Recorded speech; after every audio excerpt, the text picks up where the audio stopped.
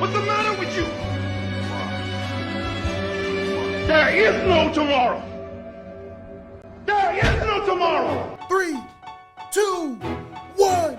Come on! Happy New Year, baby! Turn me up! It's crazy. We going into another year of promise, another year of possibilities, baby. We got so much in store. Going into the new year, man, we got so much to talk about, so much to catch up on. Listen, man, I'm solo dolo today. I'm back to Showtime Speaks. Listen, man, you think about life and you think about how far you've come and you work so hard to be where you are. You know, it's nothing like having a new year to reset, a new year to, you know, really look at yourself and say, man, what do I need to change to get better?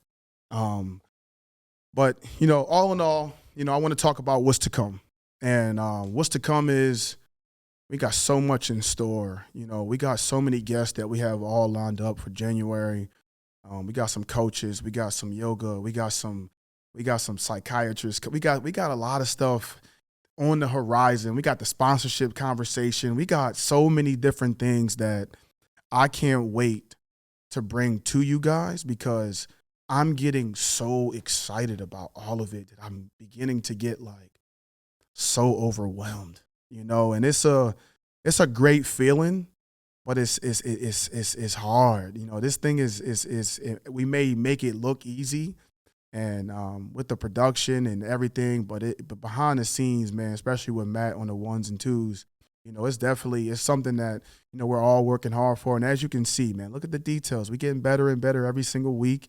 You know, we flowing and going, but it's just, you know, I'm excited about this, you know, and I just want to talk about how I feel in this current moment, you know, going into this new year. I'm just super excited about, you know, where I want to take, you know, Showtime Speaks, you know, having K Reds on, having the company, having the people that we're going to bring on. I really want to set the tempo for, you know, for our athletes, for young people all across the world, not even just athletes, but adults too. I think that we all struggle with our own little fights and battles that we go through. I think that it's important that, you know, I want to get back to the message and what I want to bring for Showtime Speaks. And I think it's important for me to remind everybody what the mission is and what I'm trying to do. The point of it all is for everybody to hear a lot of stories that I kind of go through, but also, you know, I want to bring people on to hear, you know, share some of our relationship stuff that we have going on, but also talk about the relationship and, you know, not just the relationship, but what they've been through in their life to get where they are. And I think it's important for young people and older people to hear different stories of how someone got to where they are. And I think that's what Showtime Speaks is about. I think that, you know, I don't want to flood it with too many guests and get away from the mission. How I started this whole thing was I wanted to establish my voice first. I wanted to get things going. I wanted to show people, you know, what I've already been doing, but I'm just raising the level. I'm just going to keep raising the level. And, you know, I'm excited about it. And I just want to spend time really talking about the year. You know, I think that as we get into the new year, I think it's important to reflect on what's happened and some of the good things. I want to go down a list of like some of the good positive events, certain things that I did this year that I was excited about, I was nervous about, and here it is. You know, I just want to talk about it. You want to stop me, Matt? Okay, I'm good. Okay. Yeah. Some of the events that took place this year was basically, this was my 9th year as a pro. You know what I'm saying? I think that that's something to celebrate. Also, I played in my 4th Grey Cup, which is, you know, unheard of. It's amazing. You know, we've won back-to-back, and now we've lost back-to-back, you know, and it hurts is you know, I've learned a lot about it. But that was a positive thing, and I think that we need to take the positive out of that. Going to the Grey Cup and being there 4 years, you know, in a row, you know, that's something to brag about, and it's special. Also, I went to the Super Bowl this year. Earlier this year, the Philadelphia Eagles played the Kansas City Chiefs, and that experience alone was like a lifetime of happiness. You grow up in the city, you know, you go to some of the games as a kid growing up, and like just imagine just being able to go to the Super Bowl, and being able to be there with T. Smith, and to be there with, I'm shaking hands with guys that are wearing gold jackets, and I got my Grey Cup rings on, and we all comparing Super Bowl rings and all types of energy, and it was good. That was a huge positive that I got from this year that I'll never forget. I saw Michael Rubin, Meek Mill, who else? OBJ. I shook his hand. I took a picture with KD. Who else was at this party? I mean, it was. I went to the commissioner's party. I mean, Christina Aguilera was performing, and she was up there. She walked right past me. I was like, "Oh my God, it's Christina Aguilera!" But anyway, the vibes was good. Also, one of the biggest things that I did this year too, like a personal thing that I haven't really like, I don't really like sharing, but I paid my car off. I bought my car back in 2016, and it is now 2024 now. Look, I'm already messing up, but it's 2024 now. And earlier this year, before I left for my season, I paid my baby off, and that's a proud moment for me. Like buying it straight off the lot. That to me was like, my trophy, my thing that I did for myself that I feel so accomplished in that I'm very, very happy about.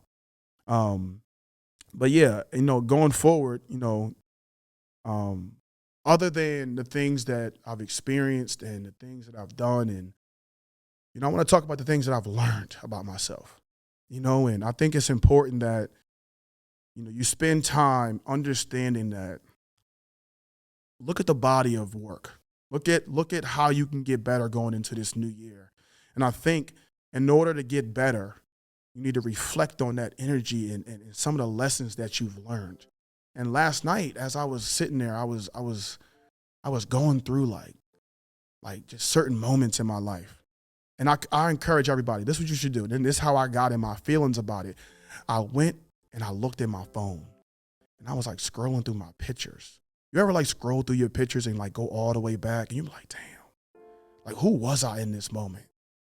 And like sometimes I run away from those moments, and I'm like, man, I don't even know who that person is. But as I reflect on it, I learned that my actions needed an explanation. Like in a sense of like when you're trying to lead and you're trying to be a certain kind of way, like people don't know what you're thinking. You're just acting out on certain things. It'd be something that's happening in the locker room, and every single day you come in there, you got this energy, and you do certain things to help the people around you, but sometimes they don't often understand your actions. And then there was this one day that I had to explain my actions. I had to give it more detail. And when I did that, I unlocked something not only in myself, but I unlocked something in somebody else. And I probably helped save that person's life. And I know I did, because it helped save my own life. Because I realized that you can't go through life not explaining yourself. You know what I'm saying? Like, and I know we say, you get to a point where you don't want to explain some of your actions on what you do, because certain people don't need an explanation. But when it comes to your wife, when it comes to your mom, when it comes to your dad, when it comes to people who you have a struggling relationship with, whether it's your teammate, a coworker, somebody who you've been dealing with every single day on a daily basis, I think that sometimes your actions need an explanation. And you need to give more, because they need it. And once you give that detail, they know how to treat you. And I think that's a big thing that I learned this year. That's one of the biggest things that I've learned this year. Also, the lesson of sacrifice. I think that in life, when you go through so much and you're trying to get to where you're trying to go, I think sacrifice plays a key role. There was a quote, and it says, "True greatness is often born out of selfless sacrifice and unwavering commitment to a higher purpose. So like when you're making a certain type of sacrifice, no matter if it's for your kids, whether it's for your job, whether it's for whatever you have going on in your life that you're trying to take that next step in your life, there has to be something that you sacrifice. And I learned something about sacrifice that I can only learn through sacrifice this year. And it made me a better man. It made me more patient. It made me understand, and it made me go into the next point of what I learned about myself this year, is that I can do more with less. And I think that that's a valuable lesson for all of us. I think that we work these jobs that we give our hearts to, that we give everything in our bodies to. You know what I'm saying? Like we wake up, we got this routine. We wake up, we get a coffee, we get to work at about 7:30, maybe 8. You're doing this same routine every single day, right? And you're doing it. And you love doing what you do. And some of us don't love what we do, but we still do it. And some of us not getting paid the amount of money that we want, that we think that we deserve. And we still get up and we still fight and we still battle. We got teachers out here. We got people that work in law enforcement. We got people who, work in the hair industry, or we got people who work in the training, like we talked about with Kenny. We got so many different things. People in the NFL, the CFL, all types of people from all different types of walks of lives, where they doing something and they working for less. But they still get up every single day and they give everything they got. That's life. But when you figure out that you can do it, you become unstoppable. You know what I'm saying? Because you're not driven by money. You're driven by your purpose. And when you're driven by your purpose, nothing can defeat you. Nothing can ever take away from, the person that you're trying to become. And I realized that this year in the most humbling way. And don't get me wrong, even with that sacrifice comes the challenge, the biggest challenge of them all, and that's that ego that comes into play. And we talked about this the last few episodes, and I've been bringing it up so subtle because the ego and the pride, when it comes to sacrifice, is when you have to really drop all of it. You have to drop all of it to be who you want to be. And, as an athlete, as a brother, as an uncle, as somebody who wants to strive to be the best, I think that, God puts you in certain positions to be a certain kind of way so you can show someone else. And I talked about that last episode, that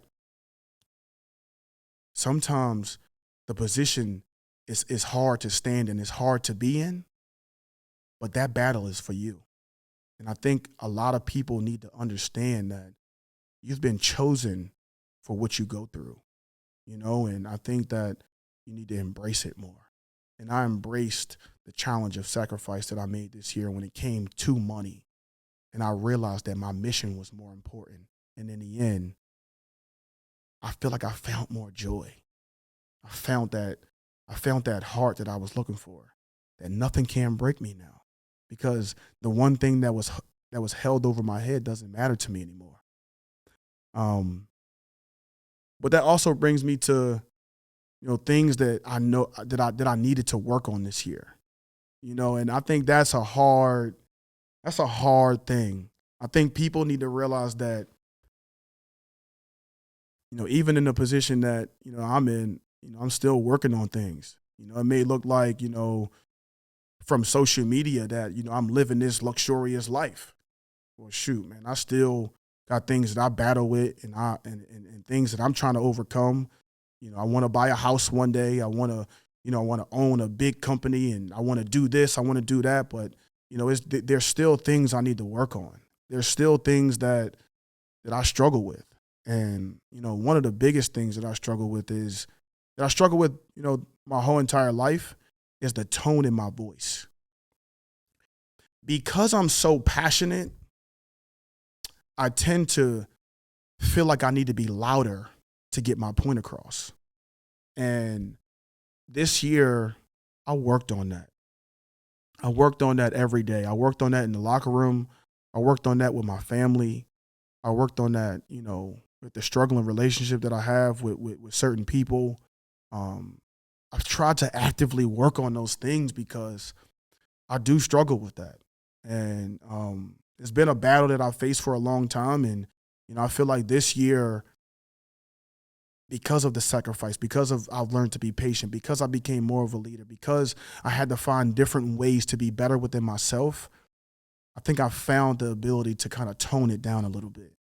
And to, I used to have this voice in the back of my head when Torrey Smith used to always say to me all the time, every time I got cut, every time things would happen, he would always say, "She, control what you can control." And one of the things that I can control is the tone in my voice, the emotion that I bring sometimes. And sometimes, even when I'm doing business, understanding that it's not personal, it's business, and that you need to learn to separate the two. Because, once you begin to get too emotional, you don't get things done. You just sit in your emotions way too long, and you're just in your feelings. And I think it's important as a man to understand that your tone and the way you speak to people, it holds value.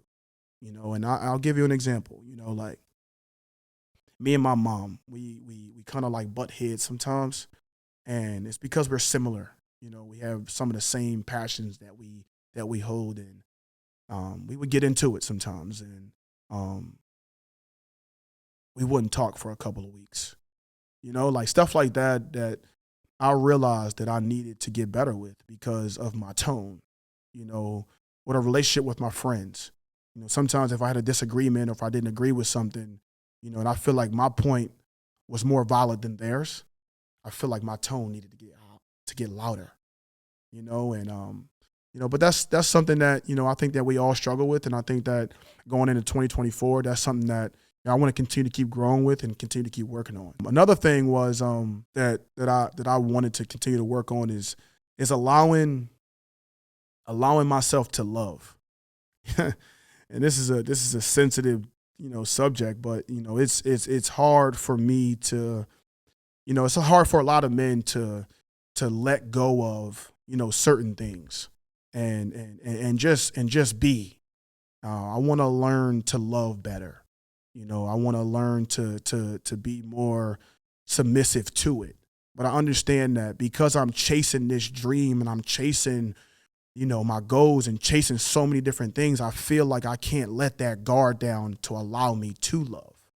So for me, I need to understand that I got to do more in getting all of the stuff that I'm trying to get done and the things that I actually really want together before I can start to let that guard down.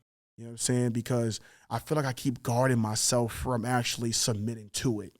And when it comes to relationship, when it comes to finding the right woman, when it comes to, allowing that woman to love on you the way you need to be loved on, so, it's hard. It's hard, but, I'm finding different ways to do it. And, shoot, man, I'm finding love, and I'm finding it in the best way that I know how. And, maybe one day I'll share more stories about my love life, and we'll one day get to that. But until then, I'm a very private person when it comes to certain things. So, I like to keep that, under wraps. But yeah, I want to learn how to love better, man. And I know that starts with myself. I can't always put pressure on, that situation. I think that, it'll just come how it's supposed to. And, like I want to, I've done so many things to kind of help myself in those regards. I became a big yoga guy this year. I became a big Zen guy. I'm a big namaste, and this year during the season, I was going about 2 times a week to yoga, and I found myself in ways that I never knew. It's nothing like being in a dark, hot room where you could just submit to the room, and be one with yourself. I think in order to allow myself to let that love guard down, I need to find out who I really am on the inside. And spending that alone time is the only way that you can find that true love within yourself. And I found it in a lot of different ways, and it has allowed me to openly love a little bit more and be more free with it. But I'm still working on that, and it's still a challenge for me, and that's something that that I openly work on. But yeah, I mean, when it comes to 2024, I really, really, really want to focus in on, making good decisions, being a better man, making business moves, being aggressive, knowing what I want. I really want to be intentional with how I think. I want to focus on me this year. I really feel like I always try to bring people along with me. And I try to like set the tempo for what I want things to look like. But I really want to focus on getting my business going. I want to get Showtime Speaks going. I want to start booking things so I can go out and speak more. I've already been working on a lot of different things, man. I'm supposed to go speak at a school. I'm supposed to go speak at a car dealership. I'm supposed to go speak at a lot of different things. But now that I'm taking these steps, now I'm about to go get paid for what I do best. And I think like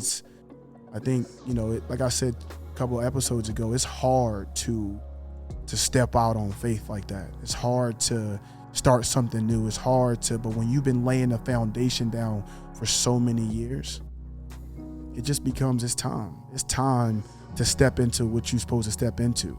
And I saw a quote, and the quote was, the first step towards getting somewhere is to decide you're not going to stay where you are, by J.P. Morgan. And what that means to me is I gotta take the next step. I gotta take this next step. I gotta take the next step. And the most beautiful thing in the world is when you see yourself where you used to be, when you think about where you want to go. But the best part is when you take action and actually go and do it. And even just sitting in this seat right now it just happened because I put myself out there. I put myself out there by asking questions. I put myself out there when I sent Tori that text message saying, yo, you going to the Super Bowl? And he just wound up saying, yeah, come to the Super Bowl. You know what I'm saying? It when you put yourself out there and you're not afraid to hear no, that's when you know you're about to go somewhere.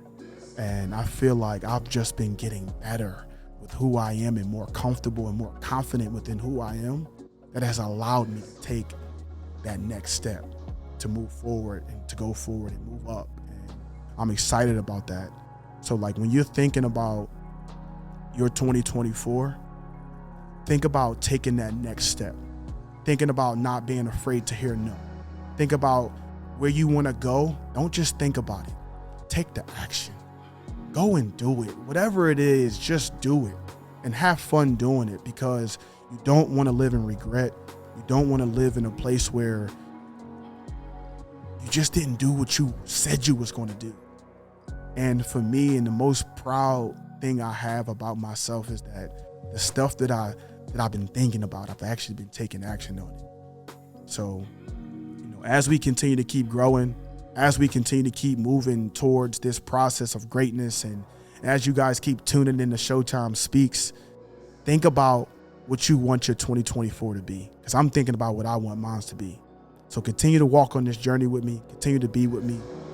I love you guys. I thank you guys. Continue to tune in. It's always real. Showtime Speaks.